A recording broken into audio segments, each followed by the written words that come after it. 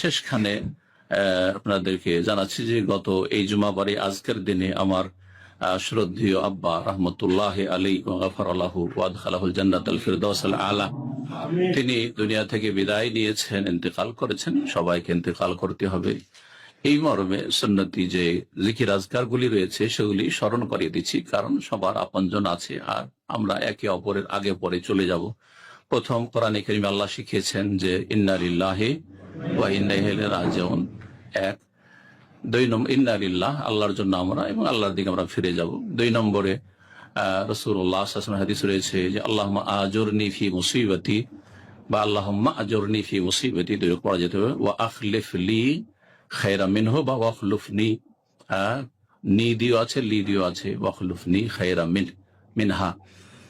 আল্লাহ আমাকে এই মুসিবতে উত্তম প্রতিদান দান করো, নেকি দান করো, পুরস্কার দান করো এবং এর উত্তম বিকল্প দান করো। জি হ্যাঁ, সুন্দর সুন্দর দোয়া। তারপরে তৃতীয় যে দোয়া বা জিকির রয়েছে ইন্না লিল্লাহি মা আখাযা ওয়া লাহু মা আতা ওয়া কুল্লু শাইইন ইনদাহু বিআজালিন মুসাম্মা। নিশ্চয়ই ইন্না লিল্লাহি মা আখাযা, যা নিয়েছেন সেটাও আল্লাহর, ওয়া লাহু মা আতার, যা দিয়েছেন সেটাও তার। জি, ওয়া কুল্লু শাইইন ইনদাহু বিআজালিন মুসাম্মা, প্রতিটি বস্তু, প্রতিটি সৃষ্টি এর একটা নির্ধারিত সময় নির্ধারণ করা রয়েছে, বা নির্দিষ্ট সময় একটা নির্ধারণ করা রয়েছে। সবার সময় নির্ধারণ, পৃথিবীর সময় নির্ধারণ আছে, পৃথিবী ধ্বংস হয়ে যাবে, আমাদের সবার সময় নির্ধারণ রয়েছে। এর মাধ্যমে আল্লাহর উপর ভরসা, আল্লাহ রাব্বুল আলামিন হাওয়ালা করে দেওয়া, এগুলো সব আল্লাহর আমানত। আল্লাহর আমানত আল্লাহ নিয়েছে। আপনাকে কোনো কিছু ধার দিয়েছিলাম, চাইলাম, অসুবিধা আছে, কষ্ট লাগছে নাকি? আমানত রেখেছিলাম, ভাই টাকাটা রেখেছিলাম, দেন আমাদের কাছে অনেকে আমানত রাখছেন, টাকা কষ্ট লাগছে, ওই রকমই আলহামদুলিল্লাহ মুসিবত হালকা হয়ে গেল।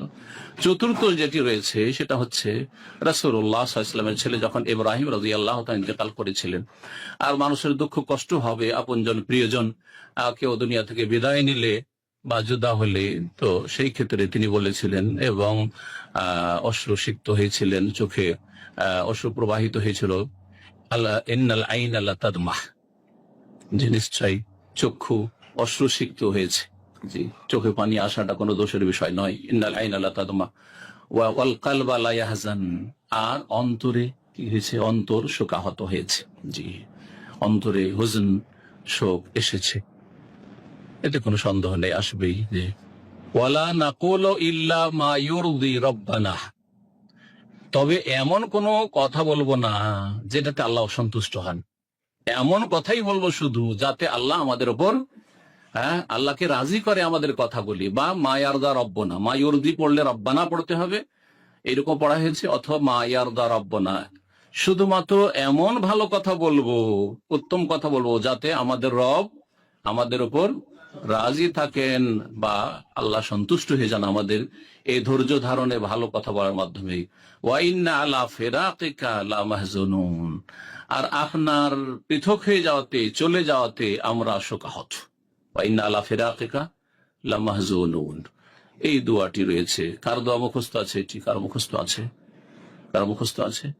মুখস্থ করার চেষ্টা করবেন। আল্লাহ রাব্বুল আলামিন যেন তৌফিক দান। সুন্নতি দোয়া এগুলো নিজেরা শিখবেন, অন্যদেরকে শিখাবেন, এবং আল্লাহ রাব্বুল আলামিনের কাছে দোয়া করি আল্লাহ যেন আমার আব্বাকে জান্নাতুল ফিরদাউস দান করেন, তার কবরের জীবনকে, বারজাখী জীবনকে যেন সুখময় করেন, তার সমস্ত গুনাহ খাতা যেন মাফ করে দেন, তাকে আল্লাহ রাব্বুল আলামিন যেন উত্তম নিয়ামত দান করেন, আম্বিয়া, রাসূলগণ, সিদ্দিকিন, শুহাদা, সালেহিনদের যেন সঙ্গী বানিয়ে দেন এবং আমাদেরকেও তাদের সাথে একত্রিত করেন।